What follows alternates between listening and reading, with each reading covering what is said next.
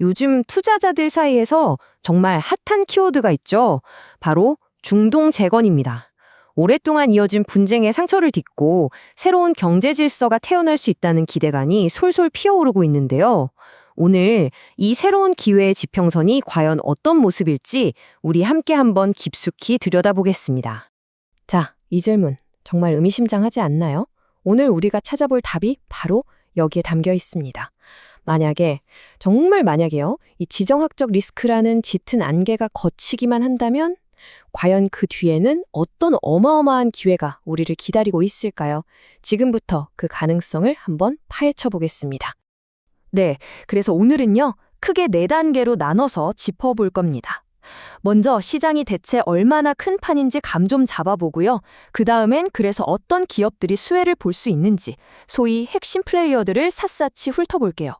그리고 제일 중요한 거, 그냥 막연히 기계만 할 게 아니라 어떤 전략으로 접근해야 하는지 알아보고 마지막으로 깔끔하게 정리해드리겠습니다.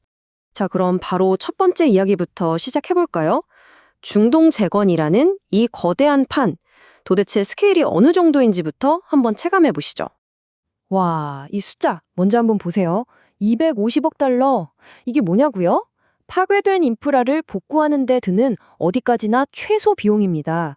우리 돈으로 환산하면 무려 37조 원이에요. 정말 입이 떡 벌어지는 그야말로 천문학적인 숫자죠? 자, 그럼 이 어마어마한 돈이 다 어디에 쓰일까요? 보시면 거의 절반, 49%가 바로 건설과 엔지니어링에 쏟아부어집니다. 근데 여기서 그냥 건물 짓고 끝이 아니에요. 진짜 중요한 건 뭐냐면 정유소나 전력망 같은 고도의 기술이 필요한 에너지 인프라라는 거죠.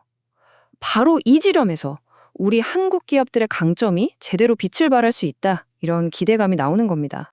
그리고 중동 재건 퍼즐에서 절대 빼놓을 수 없는 조각, 바로 이란입니다. 이란은 그냥 나라가 아니에요.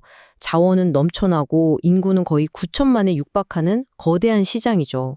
근데 수십 년 동안 제재에 꽁꽁 묶여 있었잖아요. 그동안 묵혀뒀던 인프라 현대화 수요가 마치 터지기 직전에 댐처럼 쌓여 있다는 겁니다. 만약 이 빗장이 풀린다? 그 잠재력은 정말 상상을 초월할 겁니다. 자, 그럼 이제 여러분이 가장 궁금해하실 부분으로 넘어가 볼게요. 그래서 도대체 어떤 기업을 봐야 하는데, 그쵸? 이 거대한 기회의 장에서 과연 누가 주인공이 될지 그 핵심 플레이어들을 지금부터 하나하나 짚어보겠습니다. 뭐 두말할 필요도 없겠죠. 가장 먼저 가장 직접적으로 수혜를 입을 곳, 바로 대형 건설사들입니다. 왜냐? 간단해요. 이들은 이미 중동에서 수많은 프로젝트를 성공시킨 경험, 그러니까 확실한 트랙 레코드를 가지고 있거든요. 이게 정말 중요합니다. 자, 보시면 각 기업마다 자기만의 필살기가 있어요. 삼성 E&A는 뭐랄까, 예전부터 중동이랑 쌓아온 인맥이랑 사업 관계가 제일 끈끈하고요. 대우건설은 리비아 재건 사업을 해본 경험, 그러니까 실전 전후 복구 노하우가 있다는 게 엄청난 강점이죠. 현대건설은 그냥 중동건설의 살아있는 역사라고 보시면 됩니다. 그런데 여기서 진짜 재미있는 회사가 DLENC예요. 예전에 이란 시장을 꽉 잡고 있었는데 신기하게도 지금은 중동에서 진행 중인 프로젝트가 하나도 없어요. 이게 왜 장점이냐? 만약 시장이 딱 열리면 다른 회사들처럼 기존 프로젝트 걱정할 필요 없이 리스크 부담 제로 상태로 바로 뛰어들 수 있다는 거죠. 아주 독특한 포지션입니다. 자, 건물을 다시 지으려면 제일 먼저 뭘 해야 할까요? 맞아요. 부서진 것부터 치워야죠. 재건의 첫 삽을 뜨는 건설기계, 이쪽도 절대 빼놓을 수 없습니다. 먼저 다 부서진 건물을 정리해야 하니까 수산 세보틱스의 파쇄 장비가 필요하겠죠. 그 다음엔 새로운 건물을 쭉쭉 올려야 하니까 전진건설 로봇의 콘크리트 펌프카가 활약할 거고요. 그리고 이 모든 현장을 든든하게 지휘할 HD현대의 굴착기, 불도저 같은 중장비들까지 말 그대로 재건의 A to Z, 단계별로 수혜를 볼 수 있는 분야입니다. 건물만 덩그러니 지으면 뭐예요? 전기가 안 들어오면 안고 없는 찐빠이죠. 인프라의 혈관, 바로 전력망 재건도 핵심 중의 핵심입니다. 우리 몸으로 치면 에너지를 만드는 심장인 발전소는 두산 에너빌리티가, 그리고 그 에너지를 온몸 구석구석으로 보내는 혈관 역할의 변압기는 효성중공업이 맡게 될 가능성이 크죠. 그리고 이 모든 거대한 그림, 즉 새로운 도시의 청사진을 그리는 설계 전문가 히림, 또 전체 사업을 관리하는 한미글로벌 같은 회사들도 빼놓을 수 없는 중요한 플레이어들입니다. 자, 지금까지 쭉 들어보시니까 어떠세요? 정말 장밋빛 전망이 가득하죠?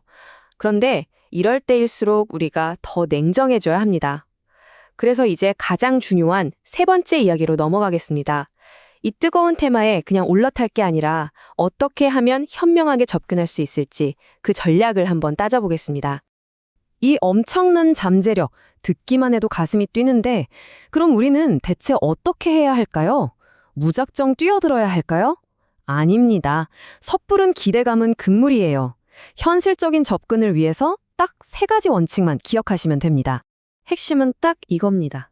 첫째, 길게 봐라. 둘째, 리스크를 계속 체크해라. 셋째, 옥석을 가려내라. 아주 간단하죠? 하지만 정말 중요한 원칙들입니다. 자, 첫 번째 원칙, 길게 보라는 게 무슨 말이냐? 이 타임라인을 한번 보시죠. 지금 시장은 막 기대감으로 뜨겁잖아요. 하지만 실제로 공사가 시작되고 그게 기업의 매출로 딱 찍히기까지는 보시는 것처럼 최소 2년에서 5년은 걸린다는 겁니다. 그러니까 이건 뭐 단타로 접근할 테마가 절대 아니라는 거죠. 긴 호흡으로 인내심을 갖고 지켜봐야 한다는 거 꼭 기억하셔야 합니다. 두 번째, 리스크 점검. 이건 아무리 강조해도 지나치지 않아요. 가장 큰 폭탄은 뭐니 해도 지정학적 리스크죠.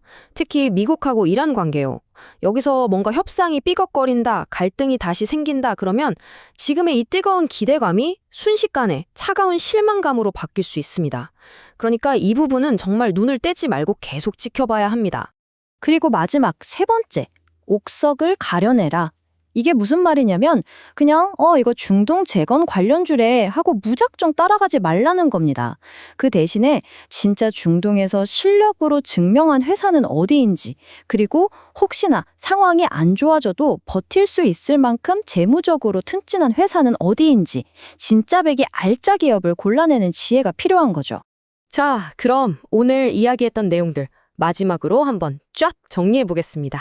오늘 이야기의 핵심 한 문장으로 정리해 드릴게요. 중동 재건이라는 보물섬은 분명히 존재합니다. 하지만 그 보물섬으로 가는 길에는 리스크라는 거친 파도가 있고요. 도착하더라도 시간이라는 씨앗을 심고 기다려야만 열매를 맺을 수 있다는 겁니다. 결국 인내심 있게 준비된 사람만이 그 보물을 차지할 수 있다는 거죠. 마지막으로 이 질문을 한번 던져보고 싶어요. 어쩌면 이 모든 걸 다 떠나서 같이 잘 살아보자는 이 경제재건이라는 목표가 수십 년간 이어진 분쟁을 끝내고 진짜 평화를 가져오는 가장 확실한 길이 될 수도 있지 않을까요? 생각해 볼 만한 문제인 것 같습니다. 그리고 마지막으로요. 오늘 제가 말씀드린 내용은 어디까지나 정보를 드리는 차원이지 이 종목 사세요 하는 투자 추천이 절대 아닙니다.